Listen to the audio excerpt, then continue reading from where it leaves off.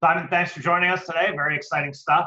Obviously you coach in Winston Churchill. You coach with our VK kids in the summer. But let's go all the way back to when you were a player. So where did you grow up? Where did you get started? All that stuff. Give us the breakdown. I grew up in Surrey, and I went to an independent school up until grade 10. And I never really touched a basketball until probably grade 9. It's kind of an old story, but I just basically hammered a hoop into the side of the garage and started shooting. And at the same time, I think I went from, in the summer of grade 9, I went from about 6 feet to about 6'4", 6'5". And then I just kept playing and playing. But when I went to school, there was no basketball team. We had an unbelievable mentor and coach at the school I was going to. It was called Fraser Valley Christian High, and he was a track guy. He was a cross country guy, but he was a one-man show, and there was no support for him, and there was no basketball program. So at the same time my love for basketball grew, I realized that I couldn't stay there and continue on. So the closest school to Fraser Valley was North Surrey Secondary. And North Surrey at the time was one of the most powerful programs in the Fraser Valley, along with Abbotsford and Centennial and some of those other programs. So I basically cold called the coach, walked into the office, and he looked, and then he looked, and he looked up a little bit higher, and he said, "Yes, we definitely would like you to come." And that, the other thing about North Surrey was it was a senior secondary. I don't think we have any senior secondaries left in BC.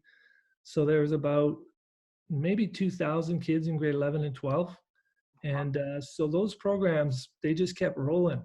Every year they would have a new team, or every second year they would make a run for provincials. And it was a very new shift for me just to be part of a program. And that was truly an old school program. With coaches who were influenced by the 60s and 70s, and it was a real reckoning for me. We'll talk about that. What do you mean by reckoning? How'd your teams do? I'm assuming you ended up playing university at a pretty high level, so obviously you started taking more seriously. So talk about that growth from being just a kid who occasionally plays to somebody who takes basketball like really seriously. Yeah, the first thing I had to deal with was the personality of the coach. I remember just showing up for our like off-season scrimmage pickup games, and some of the seniors came to me and said, this is what the coach is going to do. He's going to yell at you. He's going to pick on your worst habits, and he's doing it to make you better. He's not doing it because he doesn't like you. So once I kind of realized that this coach was pointing out ways I could get better, it was just a rapid improvement. All the summer camps I went, my first summer camp was Athletes in Action out in Langley, and I remember the first drill they did was they just wanted to divide the campers up, and they just said full court layup, everyone line up, and the ball was going out everywhere. I was so nervous, but at the end of the camp I won the most improved, and I definitely picked up a lot. So I think my desire to improve was basically at the right time. I met the right people in my life, and I was open to improvement. So that's basically how it started. And then in grade 11, I got a note from the SFU coach, Stan Stewardson at the time, and he recognized something in me, and that gave me the confidence to keep pushing. And I ended up going to SFU. Yeah, that's so important to hear, because you get a lot of athletes and they're kind of sailing along, and then a pivotal moment happens, and like a head coach from a team tells you, "Hey, I think you're good enough to come here," and then you're like, "Oh, wait a second, I guess maybe I am. Maybe I got to take it a little more seriously." Do you remember workouts before school? Were you guys in the gym all the time? What was that like? Are you there Were you just doing your 2 hours, or was it like a lot of extra stuff that you had to do? Yeah, I was lucky because the guys that I entered in grade 11 with in high school, we all loved to play. And this was back when after school you would stay every day and play 3-on-3. And the coach they basically had one main sport going, and after the season, you really had to stay in the gym and work. And we didn't think of it as work. We just thought of it as playing pickup ball. And we played hours and hours and hours. I still think that, 3-on-3, the kids have lost the touch with 3-on-3 and what it can give you as far as being an all-rounded player. And especially for players who have potential to play at the next level, say in university, to be able to go from a post up to catching the ball off someone else's pivot and pitch, So we just played, that was the bottom line. I didn't have a mentor like the personal trainers of today. And I wonder, what I could have reached as far as my potential goes if I had someone who was, 3 times a week helping me get better from the outside. I didn't put enough work into my outside shot because I was put inside basically in the post. So the majority of shots I would work on would be elbow jumpers and post moves and that kind of thing. So all that comes out when you're playing and playing hard to stay on the court. And that's kind of how we worked out up until I went to Simon Fraser, and then we did summer camps, learned how to teach the game back then, and then played after the camps every day. So was that like, so you get to Simon? Simon was very good back then, correct? Yeah, they're very strong. And so as a freshman, you come in, there's already very good players on the team. What's that like? I mean, I'm assuming you're going from top of the heap to, maybe not so much. So what's that like? What's the big jump going? Well, it's funny because with this COVID time at home, I went through some of my old photo albums and I showed the girls how I looked coming out of grade 12, and I just wasn't ready to play the post at the NAIA level. So I redshirted and I spent a lot of time in the weight room, working out to be ready for university ball. But like you said, it's a transition time, and if you're not comfortable with the coach's belief in you, then you're probably not going to do well in a redshirt year. But I did very well, and I had a great freshman year. I came in and I played behind guys like Bob Helchis, and I eventually started in my sophomore year for most of the year and through to senior. Our problem also was the program was getting better and better, and so we were getting some really good positional recruits.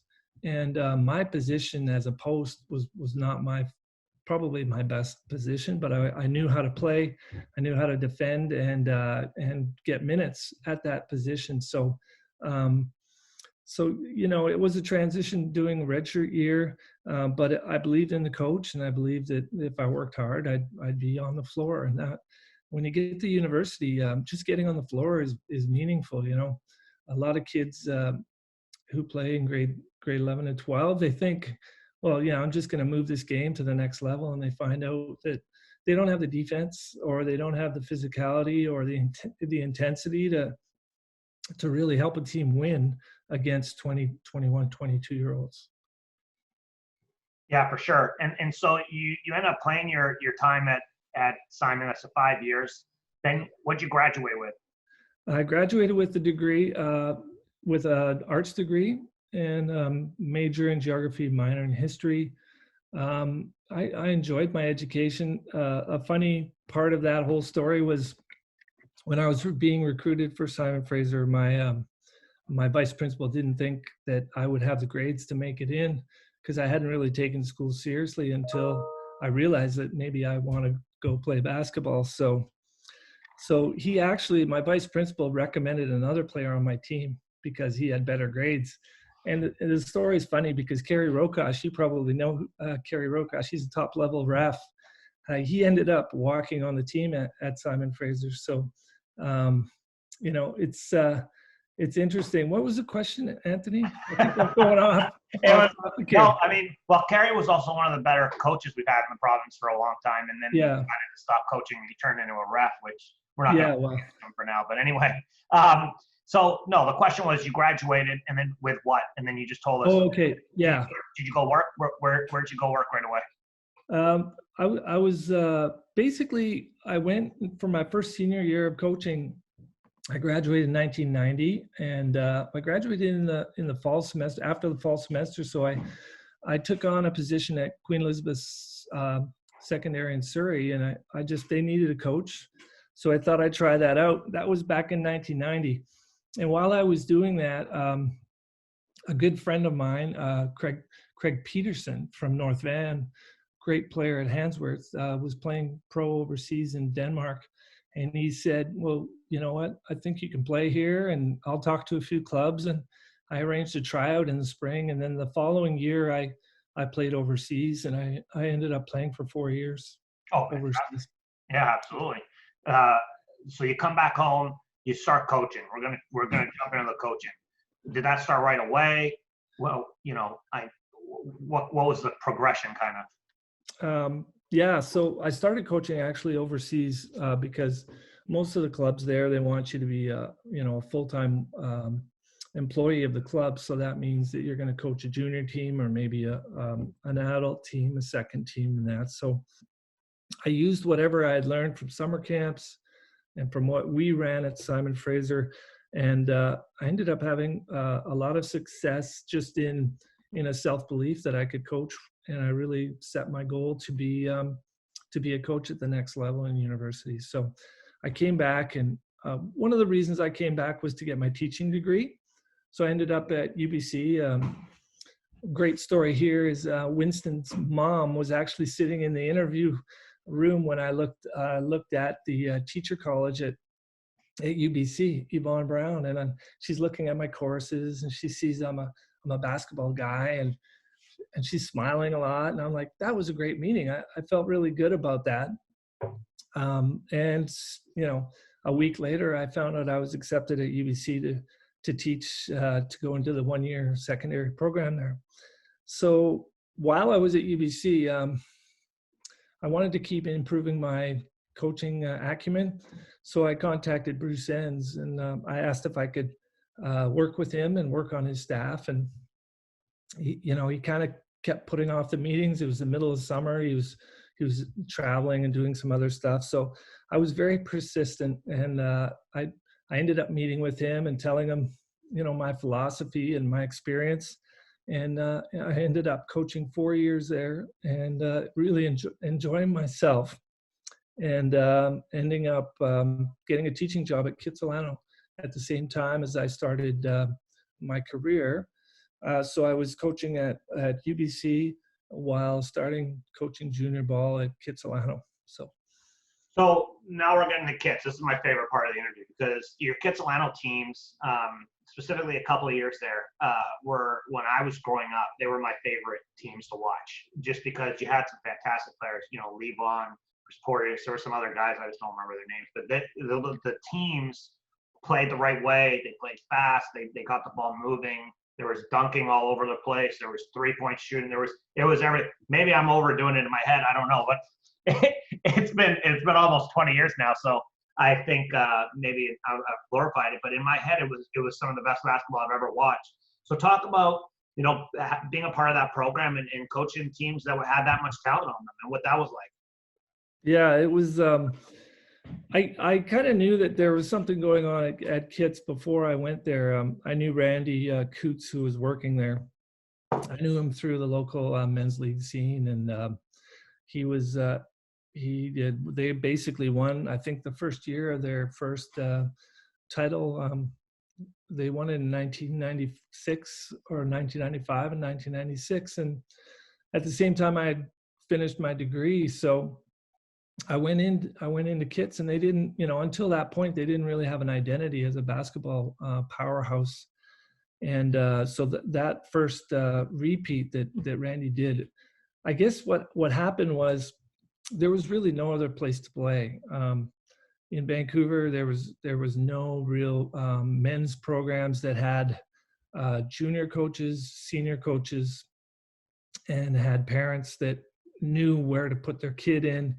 And it was a French immersion school as well. So what ended up happening is all of a sudden, Kitsilano became known as a basketball place. And so we ended up, any kid who was in the French immersion programs usually had a choice of what school they wanted to go to.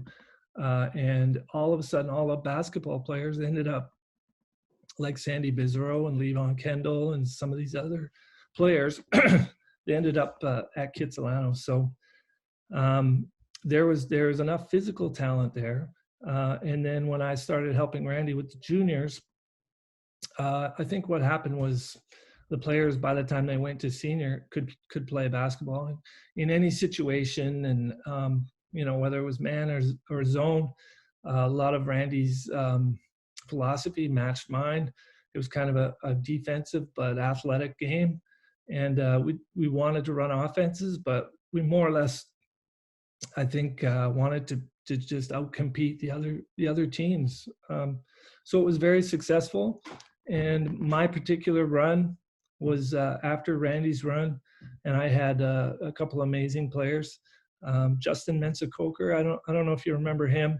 He ended up making the provincial team with Levon and Chris. And those three guys, while they were playing for me, they were all suitable CIS players, maybe lower tier Div 1 players. And Levon ended up playing, in the Big East, back when the Big East was the top conference in the nation. Powerhouse, yeah. Yeah. So there's always, not always talent, but it just seemed like because of the 3A thing in the city, everyone had to kind of compete against Kits for a city title. And when that changed, when we went 3A, schools like King George and St. George's was always trying their best. Van College would have runs. But really when the city went to 3A and 4A, that's kind of when the talent didn't keep going to Kits. So they couldn't manage as much as they did during the early 2000s. Yeah, for sure. So now you're at Churchill. You have some very good teams there as well, but now you're coaching your daughters. Talk a little bit about that. That's got to be a big adjustment for you as a coach. You're coaching high level guys, and now you're starting with them in elementary school. You're bringing them up through high school. That's got to be a completely different experience. Tell us about that a little bit. Yeah, it's an amazing difference. Someone explained to me, you can't always have two hats on. Sometimes you got to have one hat. And for me, it became apparent that I would drive my kids anywhere, but I wanted them to have the best coaching possible. So we even drove to the North Shore. We did New Heights. We looked everywhere for clubs. And, just basically, I explain it as if my wife and I were lawyers, we would really know how to raise lawyers, two kids that would know everything about law. And my wife, Carrie, she's a nurse and I'm a teacher. And I said, basically, I want my kids to know what we know about the world. So that's why I thought that even though coaching your own daughter or son, for that matter, has a lot of risks involved, I think from an educational perspective and a learning perspective, it's been an amazing journey for me. And it's probably helped me go from being an old school kind of hard ass coach to thinking and pausing and trying to be more positive, and then watching other girls coaches and women's coaches and just seeing how the message and the confidence that you give your players has changed over the last 20, 30 years. So it's been fun. Truthfully, if I felt like there was a coach or a situation where my daughters would have a great coach, then I would love to step back. And now it's just basically, as the last couple of years that Marah is going to have here, and and Louise has a few left. Now it's kind of just trying to enjoy the moment as much as possible. 100%. And you know, as you coach all these other people's kids, you know, you kind of, you're in it and you're kind of furious at it. And then when you realize it's your own kid, it's like, you know what, I got to enjoy this experience because they're almost done, you know, and so you've been raising them for a long time, but realistically, you only got a couple of years left with them in this situation, and then they're off in the real world. So it's a unique experience. Well, thanks for joining us today. We really appreciate it. I do have one last question for you. If you go back, you know, it's my standard question I keep asking everybody. If you go back to high school, what are you telling young Simon Dykstra? What are you telling him that he needs to think about or do, you know, while he's still there? Yeah, I was thinking about this question. I had an idea you might ask me this one, and I think that you know, all the people you've interviewed have given such great advice. And I think for myself personally, I think it would be find the best mentor you can. You know, someone who's played the game at the highest level in your area that you know, and just soak up what they're doing. But this was shown to me when Chris Manson was still at Simon Fraser, and Jay and Al would work out, and I'd watch them in the gym, and I wasn't smart enough to realize how hard they were working and how specific they were working, but there was no doubt that Jay was transferring his advice and his experience to Alan as a friend and as a mentor. So, you know, if any of the girls can continue and contact and make relationships with young women who have gone before them, I think that that's going to serve them so well if they do have that motivation to become their best. Yeah, for sure. Well, thanks again. I appreciate it, and we'll see you soon. Thank you. Take care.